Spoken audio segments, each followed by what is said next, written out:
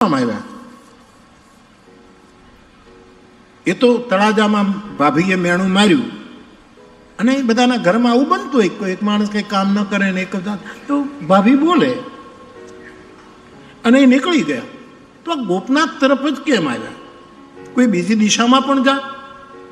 પણ મહેતાના શબ્દો એમ કહે છે કે મને વૈષ્ણવ વાલા, અને શંકર વૈષ્ણવાના, વૈષ્ણવોમાં રુદ્ર હું છું એવું પરમાત્મા બોલ્યા છે કે વૈષ્ણવોમાં શંકર પરમ વૈષ્ણવ છે, એટલે એને વૈષ્ણવ વાલા હતા એટલે ગોપનાથ આવ્યું.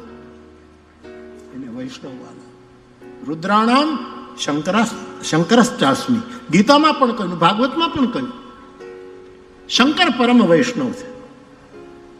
અને તેથી આ ગોપનાથ પરમ વૈષ્ણવ ગોપનાથ દાદાએ એને ખેંચ્યા છે કે તું અહીંયા, કારણ કે એને પ્રિય છે. હળવા કર્મનો હુનર સૈયો, મુજને વૈષ્ણવ વાલા રે, હરિજનથી જે અંતર ગણશે, હરિજનથી જે અંતર ગણશે એના ફોગટ ફેરા ઠાલા રે, એના બધા ફોગટ છે જે હરિજનોથી વૈષ્ણવોથી જે અંતર કરશે એના બધા ફેરા.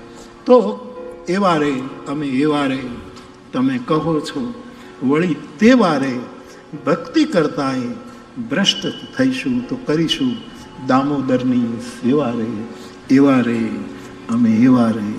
તો આજે સ્વીકાર છે એ વર્તમાનમાં જીવવાની એક સ્વાભાવિક ગતિ છે. તો મહેતાજી 30 વર્ષ અહીંયા રહ્યા. ભાભીએ મેણું માર્યું, પછી અહીંયા આવ્યા, 7 દિવસ ભૂખ્યા તરસ્યા, નિર્જન હશે 600 વર્ષ પહેલા બધું.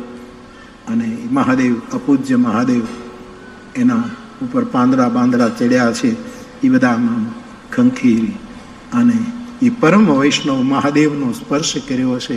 અને મહેતાને 7 દિવસ સુધી સમાધિ લાગી.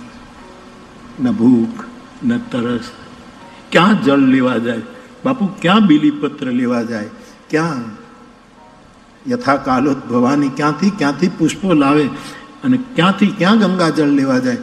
અને એ વખતે સમાધિમાં જે આંસુડા આવ્યા છે, સમાધિ પણ આંસુડા વાળી હોવી જોઈએ, રૂખી સુખી ન હોવી જોઈએ. જે સમાધિને સંવેદના નથી એ ખૂબસૂરત ઉપાધિ છે, એક બહુ જ બોજ છે, ચિંતાની સ્થિતિ છે. નરસિંહને ખબર નહીં પડી હોય કે એ ભાવમાં એની આંખના આંસુડા મહાદેવનો અભિષેક કરતો છે. એક પરમ વૈષ્ણવના આંસુથી અભિષિક્ત થયેલો આ આપણો ગોપનાથ, એણે આપણને તેડા કર્યા છે કે અહીંયા આવો, અહીંયા આવો. એના તેડાથી આપણે તો કહે છે કે અહીંયા આટલું રોકાયા 30 વર્ષ. પછી જે કંઈ ઘટના ઘટી અને પોતે નીકળી ગયા. હવે કયા વાહનમાં કઈ રીતે ગયા આપણને ખબર નથી. મેં તો અમસ્તી મારી વાત કરી. અને આમ થતા થતા આમ ઉના બાજુથી કે આમ થઈને ફરતા ફરતા ઉના તરફ, જેમ ટૂંકો રસ્તો લીધો હશે ને, જેમ શોર્ટકટ લીધો હશે, જે રીતે ગયા હોય, અને એ જુનાગઢ પહોંચ્યા છે. ફૂલ અહીંનું છે. આ ફૂલનું મૂળ આધ્યાત્મિક કુસુમ થી પણ કોમળ, અને સહન કર્મમાં વજ્રથી પણ કઠોર, એવું એક કુસુમ તળાજામાં એ ફૂલનું મૂળ છે. અને 7 દિવસની સમાધિ પછી ખીલ્યું અહીંયા સાહેબ. ખીલ્યું એટલે કેવું ખીલ્યું? કથા તો એમ કહે કે નરસિંહ મહેતાને ભગવાન શંકરને જ્યારે કીધું તમને વાલું હોય મને આપો, ભગવાન પ્રસન્ન થયા ને કીધું માંગ મહેતા. તો કે જો એ પણ કેટલી મોટી વાત, તમને જે ગમે એ, આપણે તો મને ગમે એ માંગીએ. આપણા ગમા અણગમાના કોઈ ઠેકાણા નથી હોતા સાહેબ. આપણો ગમો આપણું કેટલું પતન કરાવે એની આપણને ખબર નથી, એના ઉપર છોડી દો. તમને જે વલ્લભ હોય, કેટલું નાગરપણું દેખાય છે અહીંયા. વૈચારિક દ્રષ્ટિએ જો તો નાગરપણું ચતુરાઈ પકડાય છે અહીંયા. કૌશિક કે વિચારની જો મહાદેવ તમને જે વલ્લભ, તમને પ્રિય. અને શિવજી કહ્યું મને તો મારા કૃષ્ણનો રાસ બહુ પ્રિય છે, એનો રાસ. તો કે પછી દેખાડો ને બાપા, જોવો છે કા. અને પછી શું સ્પર્શ કર્યો છે, શું કર્યો. કથા તો એવી પણ છે કે 1 મહિના સુધી એને ત્યાં લઈ ગયા, 1 મહિના સુધી રાસ થઈ છે. અને પછી ભૂતળ, પણ પછી ભગવાન કૃષ્ણની સાથે આખા રાસમાં, અને પેલું છે ને હાથ આખો હળગી ગયો સાહેબ, અજો હાથ કરતા, પણ હાથ આખો હળગવા માંડ્યો, તદલીન થઈ જાય અને હાથ હળવા લાગે. પછી તો રાસમાંથી રાધાજીએ કે રૂકમિણી જે હોય એણે કીધું કે મહેતાજીનો હાથ સળગે છે, તમે જુઓ તો ખરા. એટલે કૃષ્ણએ એમ કીધું એવું મને સંભળાયું. કૃષ્ણએ એમ કીધું કે કાયા ન બળે ત્યાં સુધી કૃષ્ણ કોઈને મળતો જ નથી. બીજાનું મન બાળે, બીજાનું ચિત્ત બાળે, બીજાનું ઘર હળગાવી મૂકે, બીજાને પરેશાન કરે, બીજા નેવા ફેરવી નાખે, શેઠા છેતરી જાય, બીજાના બાળે, એને કોઈ દિવસ કૃષ્ણ, જેનો કાયા બળે એનો દેહાતીત. અને નરસિંહ બોલે છે મારું પુરુષાર્થન ખતમ થઈ ગયું છે, મારો ગોપી ભાવ, આ નરસિંહના શબ્દ, મારું પુરુષત્વ મેં ખોઈ નાખ્યું છે. સારમાં સાર અબલા અવતાર અબલા તણો, મારું પુરુષત્વ યાની દેહાતીત સ્થિતિ. હું નરસિંહ મહેતો, હું નાગર, મેં શિવને આરાધ્યા, શિવ પ્રસન્ન થયા, મને કૃષ્ણ સુધી લઈ ગયા. આ બધું જ મારું જતું રહ્યું. અને પછી કૃષ્ણ ભગવાન કહે છે કે મહેતા, તમે તો બધું પામી ગયા, પણ લોકોને શું ફાયદો? તમારાથી લોકોને ફાયદો થવો જોઈએ.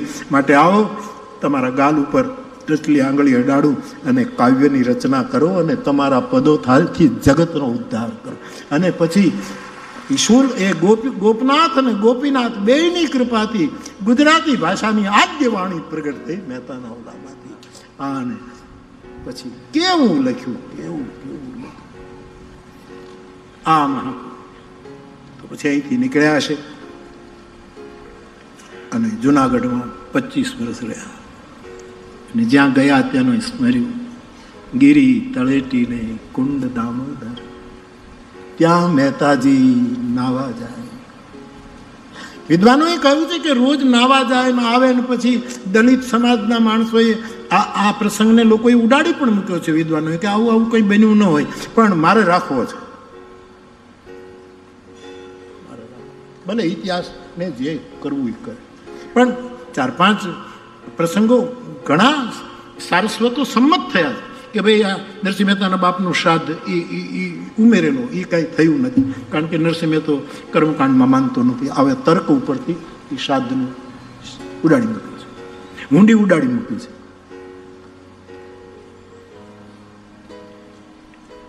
હારમાળાનો પ્રસંગ વળી રાખ્યો છે.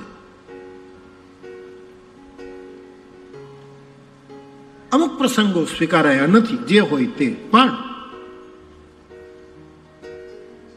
ઊંડી શ્રાદ્ધ માંથી આવા મહત્વના પ્રસંગો, સમાજની ગુણાતીત શ્રદ્ધા બિલ્ટ થાય ને એવી વાતો રાખવી જોઈએ. ગુણાતીત જે શ્રદ્ધા સત્વનો હોય, રજનો હોય, એવી ગુણાતીત શ્રદ્ધા જો મજબૂત થતી હોય તો આવા પ્રસંગોને પ્રેમાનંદ આદિ બધાએ ગાયા છે. મેં ગામડામાં અમારા સમાજના અમારા એક વડીલ દાદા થાય તરડમાં, હરિરામ બાપુ, એ પગપેટી ઉપર આ બધા વ્યાખ્યાનો કરતા હતા અને અમે નાનપણમાં આખું ગામ સાંભળતા હતા. તો આ પ્રસંગ પણ કાઢી નાખવામાં આવે છે કે ભાઈ દલિત સમાજે આવ્યા હશે. બચપણમાં મેં પણ જોયું છે કે લોકો કેટલા દૂર ઊભા રહીને આપણને પગે લાગતા હતા. પ્રભુદાસ બાપુ આવ્યા, બાપુ આશીર્વાદ, આમ દૂર ઊભા. ત્રિભુવન દાદા મંદિરને ખૂણે બેઠા, બિચારા આમ રાઉન્ડ લઈને નીકળે, આમ દાદા આશીર્વાદ આપજો. તો મહેતા વખતે 600 વર્ષ પહેલા આ દલિત સમાજ ઊભો હશે કે તમે બધે કીર્તન કરો, અમારે ઘરે ન કરો. આ પ્રસંગ આવ્યો એમાં ખરાબ શું છે? આટલું મોટું અસ્પૃશ્યતા નિવારણનું કામ આ મહેતાએ 600 વર્ષ પહેલા કર્યું. તો સૌ પોતપોતાની રીતે કહે છે કે ઉમેરવામાં આવ્યું જે હોય, પણ એ ઉમેર્યું હોય તો સારું ઉમેરણ છે. ખાલી ગાંઠિયા પીરસ્યા હોય તો ગાંઠિયા, પણ હારવાર જલેબી મૂકી હોય તો સારું ઉમેરણ છે. એમાં આવા પ્રસંગો સમાજ ઉપયોગી પ્રસંગો છે તો એ જલેબી છે. ઉમેરણ તે મીઠું છે, મધુર છે, મધુર છે.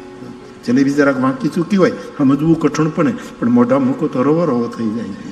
એટલે આ પ્રસંગોએ લોકોને શ્રદ્ધા હલવા નથી દીધી.